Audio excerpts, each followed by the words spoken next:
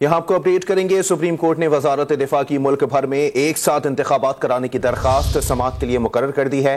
Chief justice Pakistan की सरबराही में 3 रुकनी bench 11:30 बजे समाअत करेगा। अहम तरीन खबर से अपने नाजरीन को यहाँ आगाह कर रहे हैं। सुप्रीम कोर्ट ने वजारत दिफा की मुल्क भर में एक साथ इंतखाबात कराने की दरखास्त समाअत के लिए मुकर्रर कर दी है। चीफ जस्टिस उमर अता बंदयाल की सरबराही में 3 रुकनी बेंच 11:30 बजे समाअत करेगा। चीफ जस्टिस पाकिस्तान की ज़ेर सरबराही 3 रुकनी बेंच 11:30 बजे इस मुकदमे की समाअत करेगा। दीगर जजेस के अंदर जस्टिस एजाजुल एहसन और जस्टिस मुनीब अख्तर बेंच का हिस्सा होंगे। सुप्रीम कोर्ट ने वजारत दिफा की मुल्क भर में एक साथ इंतखाबात कराने की दरखास्त समाअत के लिए मुकर्रर कर दी है। मजीद जानते हैं टॉन न्यूज़ के नुमाइंदे हसीब भट्टी से। जी हसीब भट्टी, मजीद अपडेट कीजिएगा इस हवाले से। देखिए, जो गुज़श्ता रोज वजारत दिफा की जानिब से एक सरबमोर लिफाफे में दरख्वास्त जमा करवाई गई थी, उसमें यह मौक़िफ़ इख्तियार किया गया था कि इलेक्शन जो 4 अप्रैल का अदालत का फैसला है, अदालत उसे वापस ले और मुल्क भर में इंतखाबात एक साथ कराने के लिए हुक्म जारी करे। इस पर आज सुप्रीम कोर्ट ने इस दरख्वास्त भी वही बेंच जो इससे पहले भी इस केस की समाअत कर चुका है, पंजाब और खैबर पख्तूनख्वा के इंतखाबात के हवाले से, वो अब से कुछ देर बाद समाअत करेगा। चीफ जस्टिस की सरबराही में ये 3 अपनी बेंच समाअत करेगा। जी अच्छा हसीब भट्टी, ये भी बताइएगा कि इस हवाले से कौन कौन से फरीकैन को नोटिस जारी किए गए हैं? देखिए, जो वजारत दफा तो है ही, अभी ये जब केस टेकअप होगा उसके बाद जारी होंगे। अदालत किसको नोटिस जारी करती है वो अभी इसके फौरन बाद पता चलेगा। जी अच्छा हसीब भट्टी, ये भी बताइएगा जो दरखास्त दायर की गई थी वजारत दिफा की जानिब से, उसमें क्या मौक़िफ़ इख्तियार किया गया था जिसको समाअत के लिए मुकर्रर किया गया?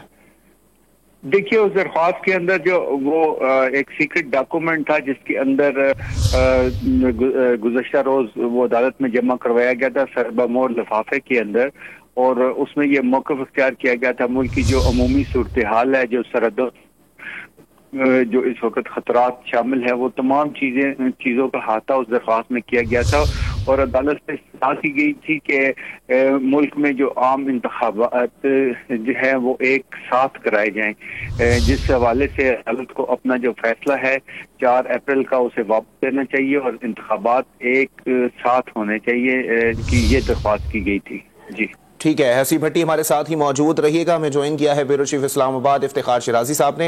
इफ्तिखार शिराजी साहब, वजारत दिफा की जो है वो मुल्क भर में एक साथ इंतखाबात कराने की दरख्वास्त जो है वो समाअत के लिए मुकर्रर कर दी गई है। मामलात किस जानिब जाएंगे?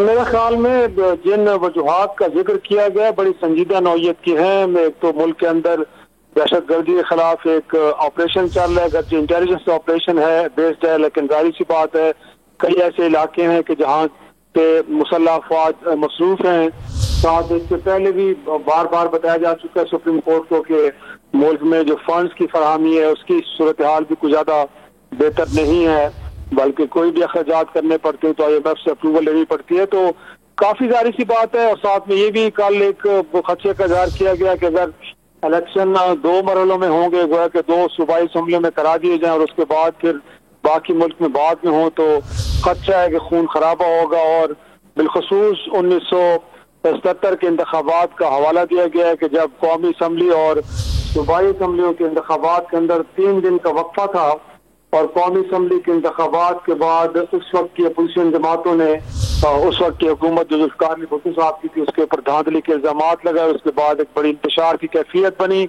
और फिर बिलाखिर पाकिस्तान को एक मार्शल की तरफ जाना पड़ा।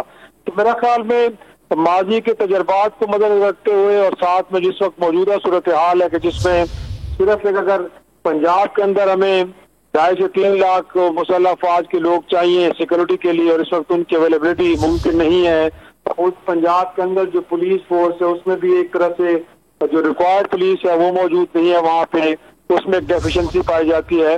तो ऐसे में जाहिर सी बात है जो हालात हैं वो लग नहीं रहे। और बिलखसूस इस वक्त जो मुल्क की 13 जमातें जिस वक्त हुकूमत पे बैठी हैं वो भी चाहती हैं कि एक साथ इंतखाबात हों। तो मेरे ख्याल में अब सुप्रीम कोर्ट की जानिब से जरूर ये कोशिश की गई है और 2 बार तारीखें दी गई हैं, अप्रैल के महीने में और फिर मई के महीने में कि इंतखाबात करा दिए जाएं, क्योंकि आईन बड़ी वजाहत के साथ ये कहता है कि जब असेंबली तहलील हो जाए तो 90 रोज से आगे इलेक्शन नहीं जाते। तो मेरे ख्याल में अदालत ने तो आईन की इंटरप्रिटेशन की है, लेकिन इस वक्त ये भी बहरहाल एक हकीकत है कि इस मुल्क में जो है वो कभी ऐसा हुआ नहीं है कि 2 असेंबलियों के इंतखाबात 6-8 माह या 1 साल पहले हो जाएं और उसके बाद बाकी मुल्क के अंदर इंतखाबात बाद में हों। तो ये पहली बार इस तरह की सूरत हाल बनी है। और तो मेरे ख्याल में अब इसको डिसाइड करने में और इस हवाले से अगर कोई जरूरी कानून साजी भी होगी तो उस हवाले से भी हमें कोई पार्लियामान एक्टिव होती हुई नजर आएगी। तो जाहिर सी बात है कि जब नजर आ रहा है कि 2 बार सुप्रीम कोर्ट की जानिब से तारीखें देने के बावजूद ना तो इलेक्शन कमीशन तैयार है, ना इस मुल्क की वजारत दिफा तैयार है, ना इस मुल्क की वजारत खजाना तैयार है, और बिलखसूस इक़्तिदार में बैठी 13 जमातें भी तैयार नहीं है। तो मेरे ख्याल में अब इस दरख्वास्त को बड़ी संजीदगी से सुनना पड़ेगा और कोई ऐसी दरमियानी राह निकालनी पड़ेगी कि जिसके नतीजे में मुल्क के अंदर एक सियासी इस्तेहकाम भी आए। और जो इस वक्त सबसे बड़ा इस वक्त शिराजी साहब, अब ज़ाहिर लग रहा है कि इलेक्शन कमीशन, वजारत दिफा और स्टेट बैंक की जमा कराई गई जो रिपोर्ट्स हैं उस पर अदालत उज़्मा का मौक़िफ़ या रद्द अमल इस समाअत के दौरान ही नजर आएगा। यकीनन इसमें कोई शक नहीं है। और कल की अगर आपकी नजर से गुजरी हो जो रिपोर्ट जमा कराई गई है उसमें यकीनी तौर पे तो कुछ ठोस वजूहात बताई गई हैं जिनका बार बार जिक्र किया जा रहा है, लेकिन साथ में जो एक और खदशे का इजहार किया गया इलेक्शन कमीशन की जानिब से वो है कि ये कि मुल्क के अंदर एक सियासी इंतशार और खून खराबे की कैफियत पैदा हो सकती है। ये एक नया एलिमेंट है कि जो इलेक्शन कमीशन की रिपोर्ट के अंदर मेंशन किया गया है। तो मेरे ख्याल में इस वक्त अदालत ने भी इन चीजों को देखना है और अगरचे पहले भी कुछ ज्यादा हमें एग्रेसिव अंदाज में अदालतें आगे बढ़ती हुई नजर नहीं आ रही, बल्कि जब उनके पास कोई सुप्रीम कोर्ट ने वजारत दिफा की मुल्क भर में एक साथ इंतखाबात कराने की दरखास्त समाअत के लिए मुकर्रर कर दी है। अपडेट कर रहे थे ब्यूरो चीफ इस्लामाबाद इफ्तिखार शिराजी और नुमाइंदा डॉन न्यूज हसीब भट्टी। आपका शुक्रिया।